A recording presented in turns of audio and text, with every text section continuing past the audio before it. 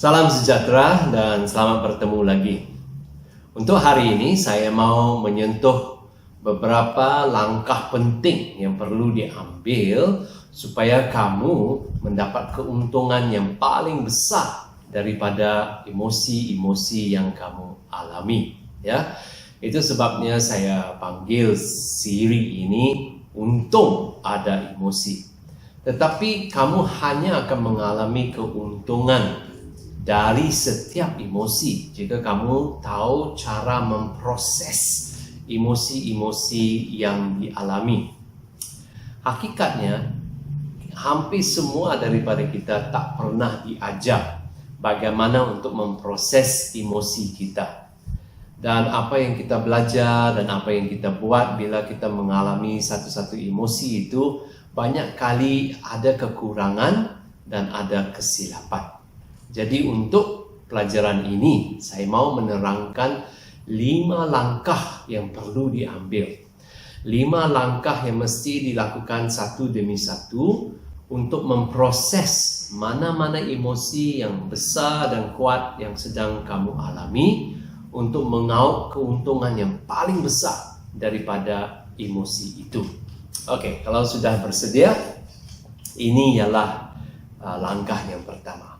Langkah yang pertama ialah mengakui emosi yang sedang dialami. Dan untuk mengakui emosi yang sedang dialami, kita mesti terlebih dahulu sedar yang kita sedang mengalami emosi tertentu dan mesti boleh mengenal pasti emosi itu. Ramai orang bila dia sedang alami satu-satu emosi, dia tak dapat beri nama yang tepat.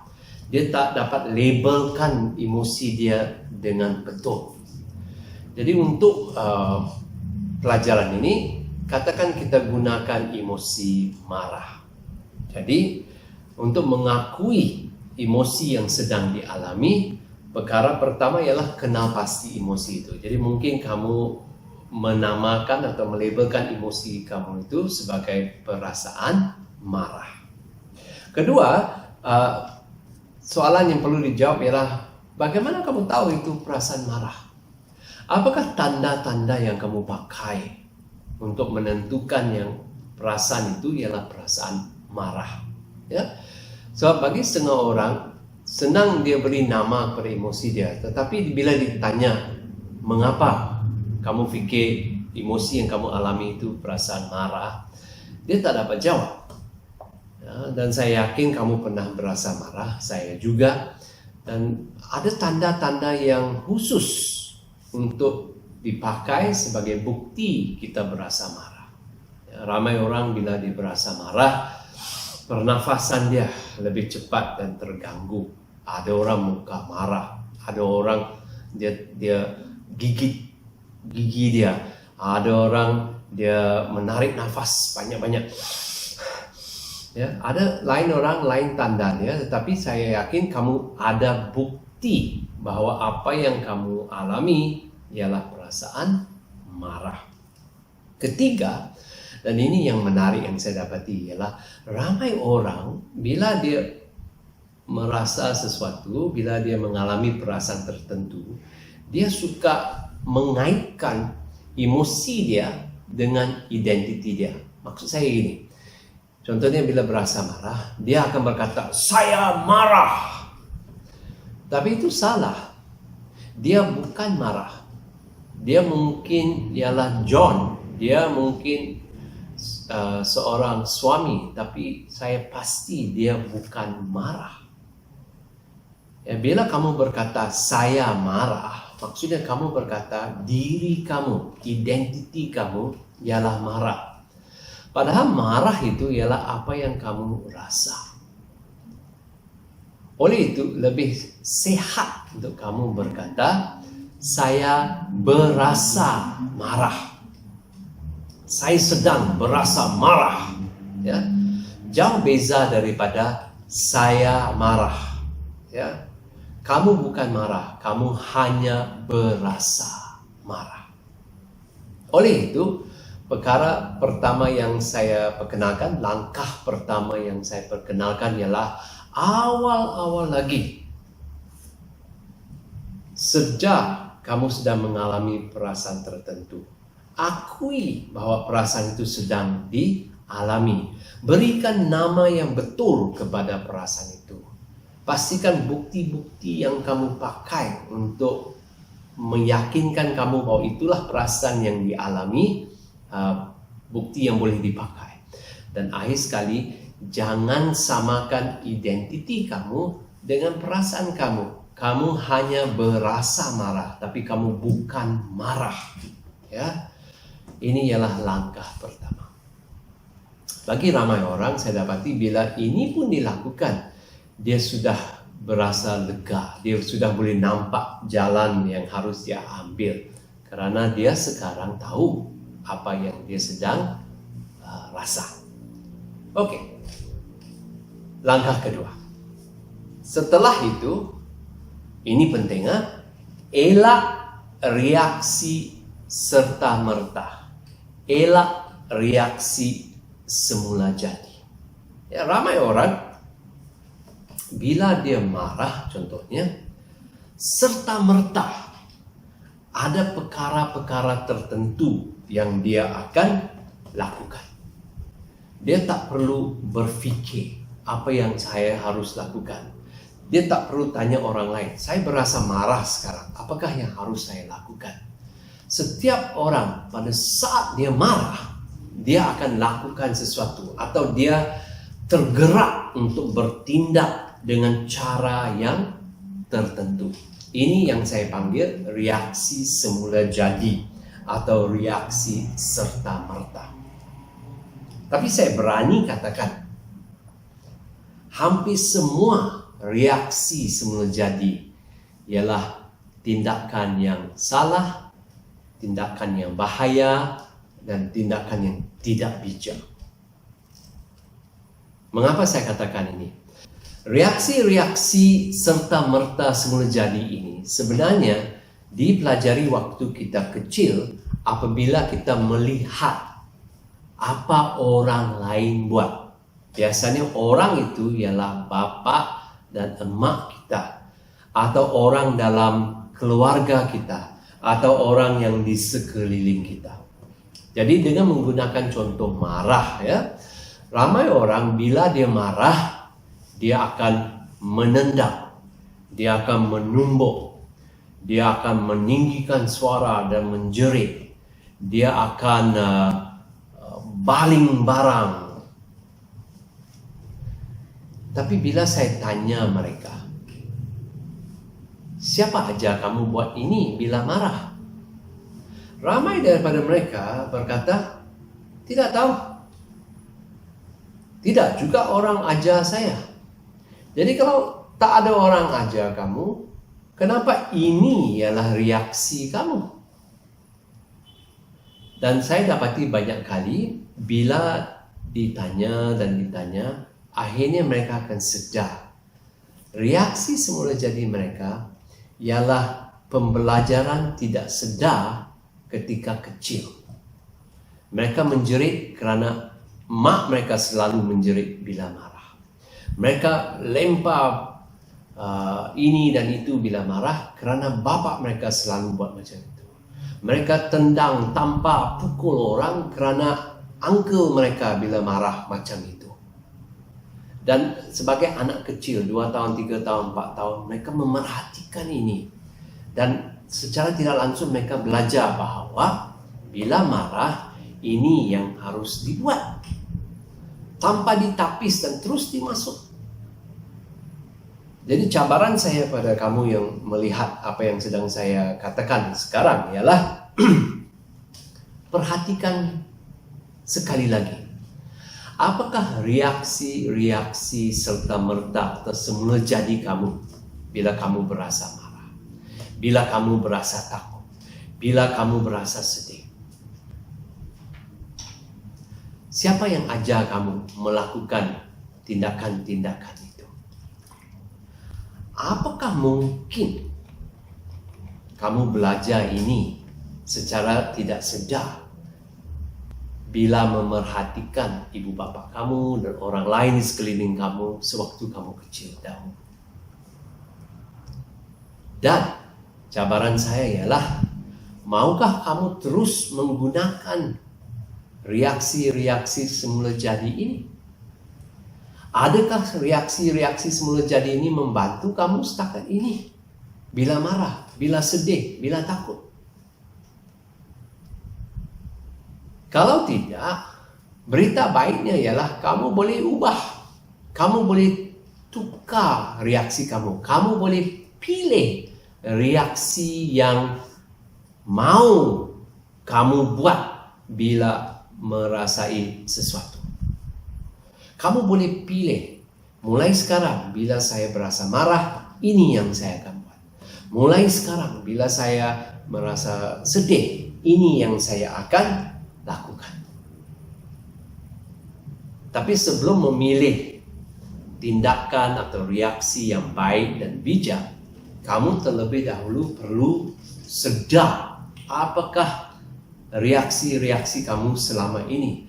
Apakah tindakan-tindakan yang kamu ambil selama ini? Dan adakah tindakan-tindakannya baik? Kalau baik mungkin kamu mau teruskan. Tapi kalau kamu dapati dia tidak baik, dia bahaya, dia merosakkan perhubungan kamu, dia mengganggu kehidupan kamu, sudah sampai masa untuk kamu berubah. Oke? Jadi langkah pertama, akui emosi yang sedang dialami. Langkah kedua, tahan diri daripada bertindak dengan serta-merta, daripada melakukan apa yang biasa kamu lakukan bila mengalami perasaan tertentu. Dan jangan beritahu saya, oh tak dapat, susah. Saya tahu kamu dapat. Nah, ini contoh ya. Katakan kamu bekerja di pejabat dan kamu sangat marah dan kamu mau berteriak dan memarahi pekerja-pekerja lain. Pada saat itu bos kamu masuk. Apakah kamu berkata, sorry bos, saya tidak dapat tahan, saya mesti menjerit dan berteriak? Tidak, saya yakin kamu akan, dan kamu dapat tahan diri daripada berteriak. Reaksi kamu di bawah kuasa kamu. Dan kamu boleh memilih mulai hari ini, mau terus pakai reaksi-reaksi yang kamu pakai sebelum ini, atau kamu sedar, nah, cara ini tak bagus, cara ini memburukkan situasi, tak mau pakai lagi. Dan pilih untuk menahan diri dan memberhentikan diri daripada meneruskan niat untuk menggunakan reaksi itu. Wah, ini memerlukan sedikit usaha, tapi pasti akan menolong kamu. Oke, sekarang langkah ketiga. Langkah ketiga ini ramai orang tak buat. Tapi kalau kamu lakukan, wah, banyak perubahan. Pencerahan yang luar biasa akan berlaku. Apakah langkah yang ketiga? Langkah yang ketiga ialah mengenal pasti punca atau pencetus emosi kamu itu. Mengenal pasti punca atau pencetus emosi kamu itu. Balik pada contoh kita menggunakan perasaan marah. Langkah ketiga ialah mencari apa yang mencetus perasaan marah ini. Apakah punca perasaan marah ini? Ini bermaksud kamu memerhatikan di sekeliling. Satu tindakan luaran, sesuatu yang berlaku di luar kamu yang telah mencetus perasaan marah ini. Ia mungkin kata-kata orang, ia mungkin perbuatan orang, ia mungkin sesuatu yang terjadi di sekeliling kamu. Saya katakan dalam contoh ini, kamu marah, dan kamu marah kerana ada pemandu yang tidak memandu dengan bijak dan sopan, dan dia tiba-tiba potong ke depan kereta kamu bila kamu memandu, dan kamu terpaksa menekan brake untuk elak kemalangan terjadi.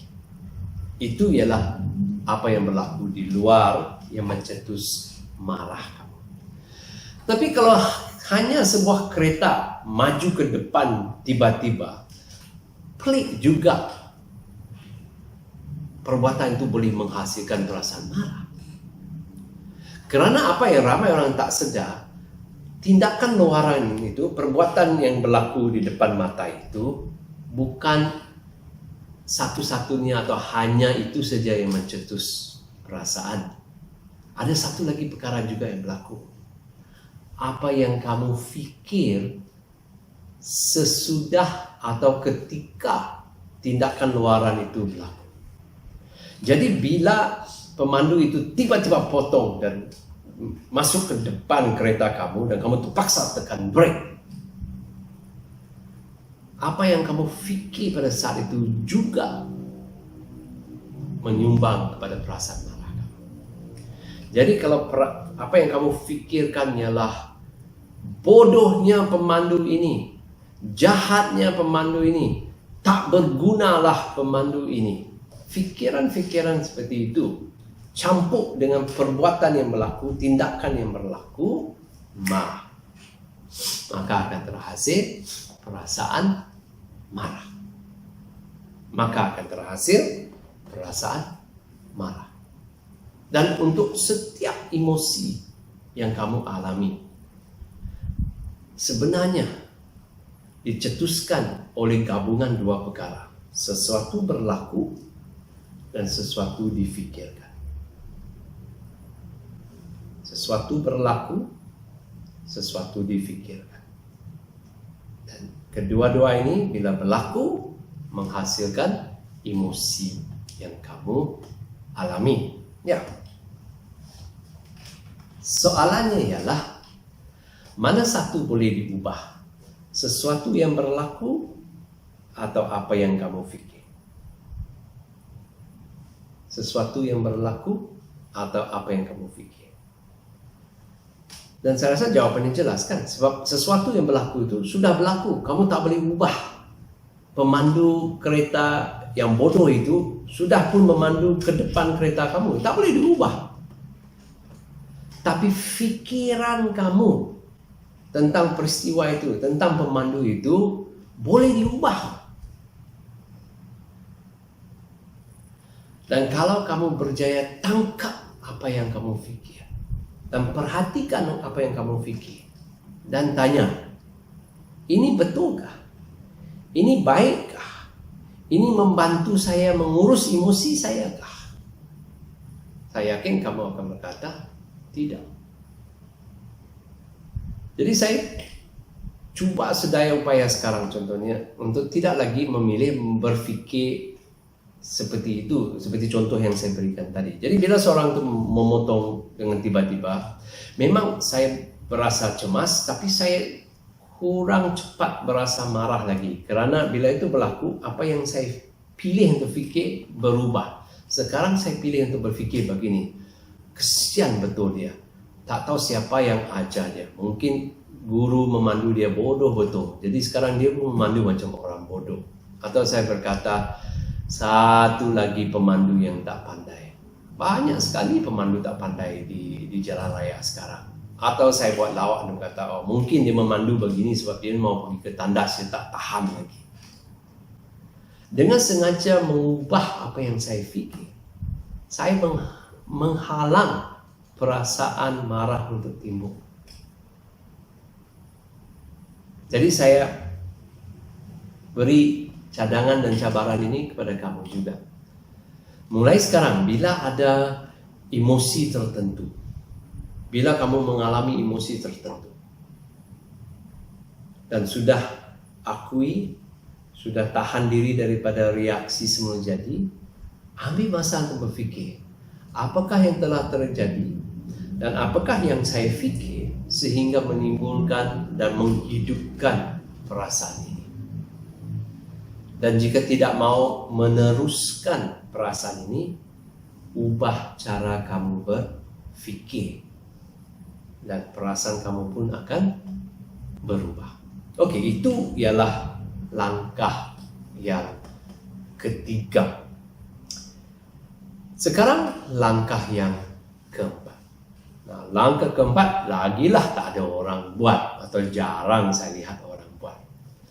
Langkah keempat ialah sekarang kamu mengalami perasaan itu. Perasaan itu sehat.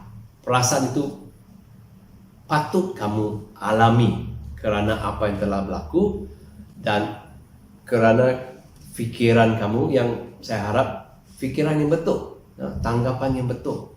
Tanggapan yang betul, sesuatu berlaku, masih ada emosi. Dan kalau sudah perhatikan ajaran saya sebelum ini, setiap emosi tujuan akhirnya ialah untuk mendorong kita mengambil tindakan. Jadi kalau kamu mengalami sesuatu emosi dan kamu hanya alami dan rasakan emosi itu tapi tak buat apa-apa, emosi itu akan sentiasa berada bersama kamu dan kamu akan sentiasa mengalami perasaan itu. Tapi saya yakin kamu tak mau sentiasa marah, sentiasa sedih, sentiasa takut. Jadi selepas mengambil langkah ketiga, kamu mesti ambil langkah keempat. Dan apakah langkah keempat? Mengenal pasti dan mengumpulkan dan menyenaraikan semua tindakan-tindakan yang baik dan boleh kamu ambil sebagai respons kepada emosi kamu.